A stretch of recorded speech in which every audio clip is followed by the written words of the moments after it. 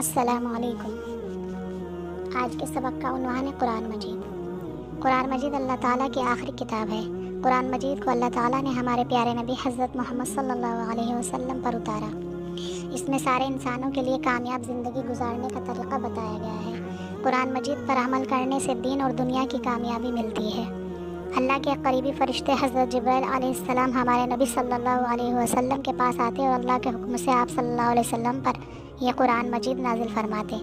حضرت جبرائیل علیہ السلام اللہ تعالیٰ کے حکم سے 23 سال تک زمین پر آتے رہے اور تھوڑا تھوڑا قرآن رسول اللہ صلی اللہ علیہ وسلم تک پہنچاتے رہے۔ اس طرح پورا قرآن 23 سال میں آسمان سے زمین پر نازل ہوا۔ قرآن مجید کا ہم بہت ادب کرتے ہیں، ناپاکی کی حالت میں اس کو ہاتھ بھی نہیں لگاتے۔ قرآن مجید جب پڑھتے ہیں اسے وضو کر کے ہی ہاتھ لگاتے ہیں۔ قرآن پڑھنے کو تلاوت کہتے ہیں۔ اس کا ہر حرف پڑھنے پر 10 نیکیوں کا ثواب ملتا ہے۔ قرآن شروع کرنے سے پہلے ہم پڑھتے ہیں اعوذ باللہ من الشیطان الرجیم، میں شیطان مردود سے اللہ کی پناہ چاہتا ہوں۔ پھر پڑھتے ہیں بسم اللہ الرحمن الرحیم، اللہ کے نام سے شروع کرتا ہوں جو بڑا مہربان بڑی رحمت والا ہے۔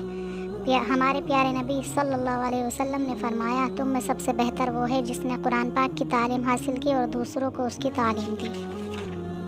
قرآن مجید عربی زبان میں ہے۔ یہ سمجھنا ضروری ہے کہ قرآن میں اللہ ہم سے کیا کہہ رہا ہے، اس لیے عربی کے ساتھ ساتھ قرآن کا ترجمہ بھی پڑھنا چاہیے تاکہ ہماری سمجھ میں آ جائے۔ سمجھ کر قرآن پڑھنے کا بہت بڑا ثواب ہے اور سب سے بڑا فائدہ یہ ہے کہ سمجھنے کے بعد ہم وہی کریں گے جو اللہ چاہتا ہے۔ آئیے اس سبق کے حوالے سے کچھ سوال کر لیتے ہیں۔ قرآن مجید کس زبان میں ہے؟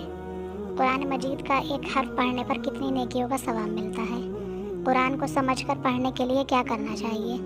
قرآن پڑھنے کو کیا کہتے ہیں؟